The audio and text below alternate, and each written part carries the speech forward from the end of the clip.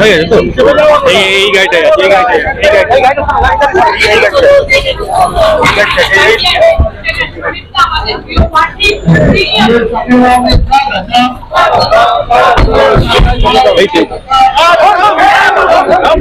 আমি চাই এই প্রথম জনসংযোগ কর্মসূচি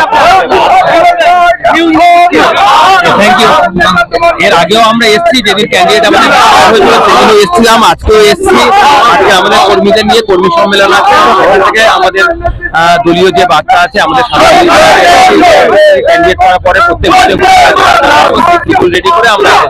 থ্যাংক ইউ।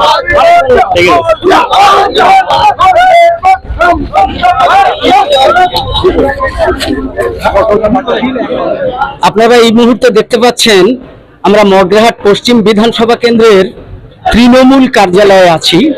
মগরাহাট পশ্চিম বিধানসভা কেন্দ্রের তৃণমূল কংগ্রেসের প্রার্থী শামীম আহমেদের কার্যালয়ে আছি।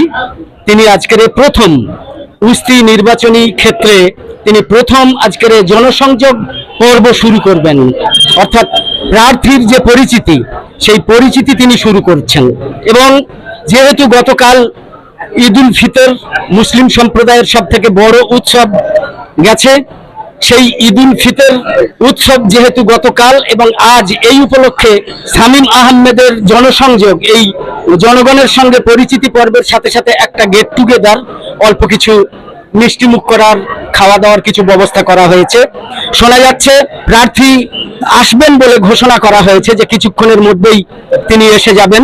এখানে কয়েক হাজার মানুষ উপস্থিত হয়েছেন অফিসের ভিতরে এবং বাইরে।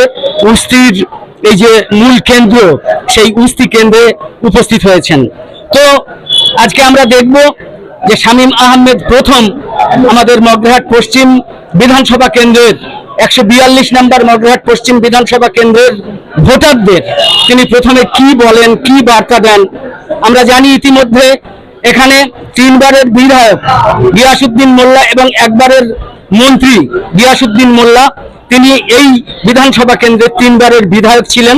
কিন্তু আমরা অর্থাৎ সে 2011, 2016, 2021 এই 3টে বিধানসভায় তিনি ছিলেন। এবারে কিন্তু সেই প্রার্থী পদ বদল হয়েছে, নতুন প্রার্থী হয়েছেন গিয়াসউদ্দিন মোল্লার বদলে শামীম আহমেদ। তো সেই সম্পর্কে শামীম আহমেদের থেকে আমরা কিছু বক্তব্য নেব এবং এখন আমরা জনগণকে একটু দেখিয়ে দিতে বলবো, যাতে যে জনগণের উপস্থিতি শামীম আহমেদকে ঘিরে প্রথম থেকেই যে প্রার্থী তালিকা ঘোষণা হওয়ার পর থেকেই তাকে নিয়ে যে উচ্ছ্বাস ডায়মন্ড হারবার এবং মগরাহাট পশ্চিম বিধানসভা কেন্দ্রে। আপনারা জানেন যে একসময় তিনি ডায়মন্ড হারবার বিধানসভা কেন্দ্রের অবজারভার ছিলেন, পরে তাকে মহেশতলা, মগরাহাট পশ্চিম এবং ডায়মন্ড হারবার বিধানসভা কেন্দ্রের কোঅর্ডিনেটর করা হয় এবং তারপরেই একেবারে এক ধাক্কায় তাকে মগরাহাট পশ্চিম বিধানসভা কেন্দ্রের তৃণমূল কংগ্রেসের মনোনীত প্রার্থী হিসাবে মনোনীত করা হয়েছে।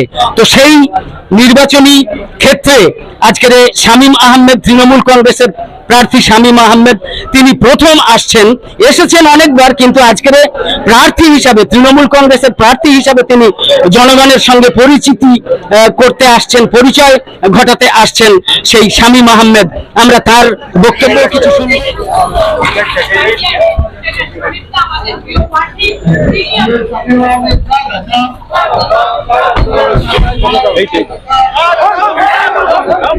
আমি চাই এই প্রথম জনসংযোগ কর্মসূচি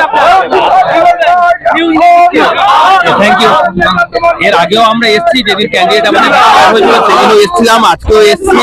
আজকে আমাদের কর্মীদের নিয়ে কর্মী সম্মেলন আছে, সেখান থেকে আমাদের দলীয় যে বার্তা আছে আমাদের ক্যান্ডিডেট করার পরে প্রত্যেক রেডি করে আমরা। Thank you.